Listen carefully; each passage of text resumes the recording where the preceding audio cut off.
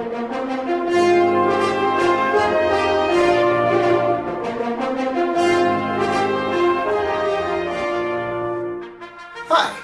I'm Stephen David Horowitz, and I would like to introduce you to our upper school program of elective courses.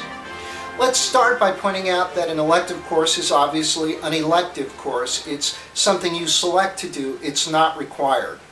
Our core curriculum in upper school essentially consists of creative writing, history, and science. But we do think that these elective courses are sort of the spice of life. This is the salt and pepper of your child's education, and we personally think that you should probably have the student do at least one elective course per semester. We offer a lot of elective courses along those lines. Many of them are connected to the arts. The arts, as you're probably aware, very often get short shrift in a homeschool situation or program unless the parent or the tutor provides something specific, and we're working very hard to remedy that.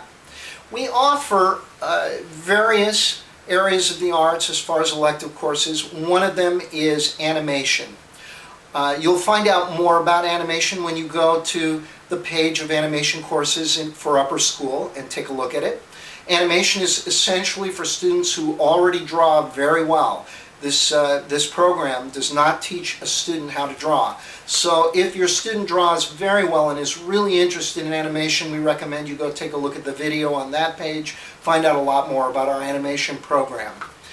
We offer a music program that actually is broken into two parts. We offer music theory, which assumes that the student knows nothing about music and develops their understanding of what music is, how to read music, music theory, chords, all kinds of things, how to play a keyboard, and finally results in a student who can compose their own works and play them.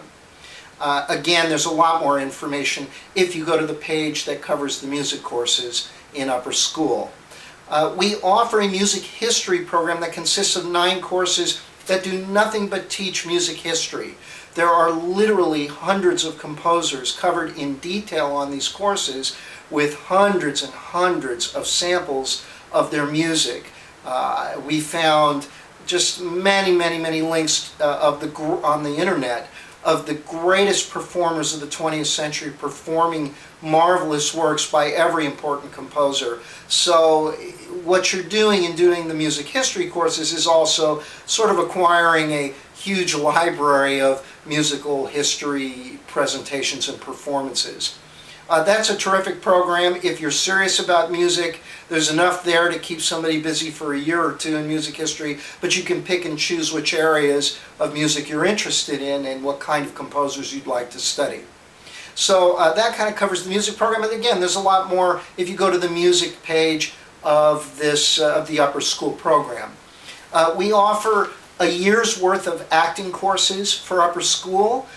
You will need more than one student to do the acting program. Ideally, you'll need 2 or more. But that's a really fun program for students who are ready to start learning something about acting and really interested, especially if you happen to be far away from Los Angeles or New York or some city in which there's a great deal of theater. It's a lovely way to be exposed to theater and what theater is. So you can again find out more about that course on that page. We also offer electives in current events, and if you go to the current events page, you'll find out a great deal more about those courses. There are 10 of them, and they are essentially research courses, but they give the student a great deal of information about what's going on in the world today. Those are terrific courses that take 3 to 4 weeks to do, and we recommend those quite highly. And then we have a number of very specific courses that cover specific purposes.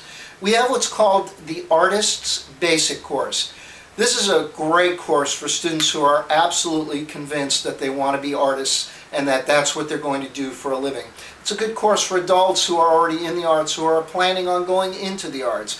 It covers the essential qualities that an artist should have to be successful. It doesn't matter what kind of an artist you are, by the way. You could be an actor, a singer, a dancer, a painter, a sculptor. It makes no difference. A musician, a dancer, any of these things.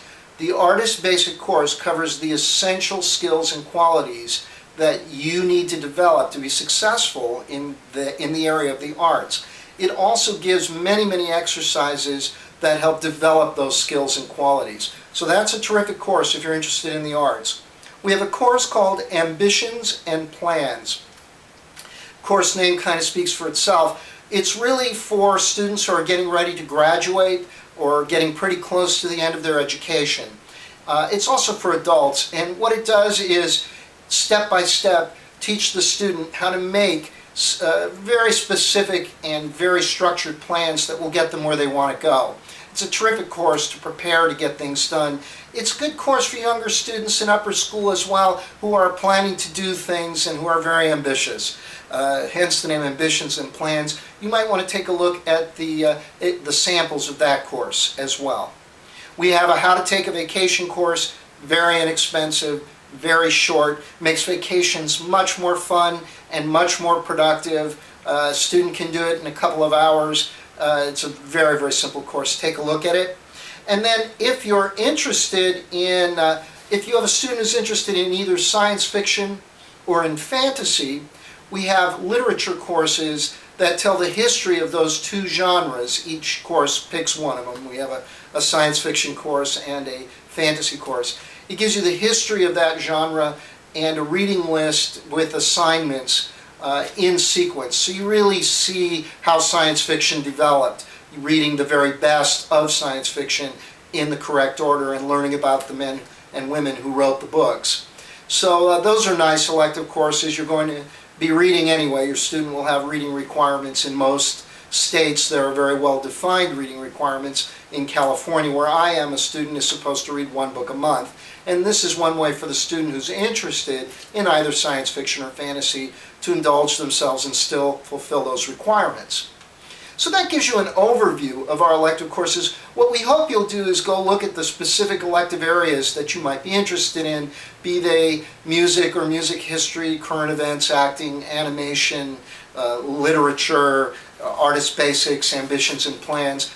Kind of pick and choose whatever you and your student are interested in. Go take a look at the samples and add an elective to your core program.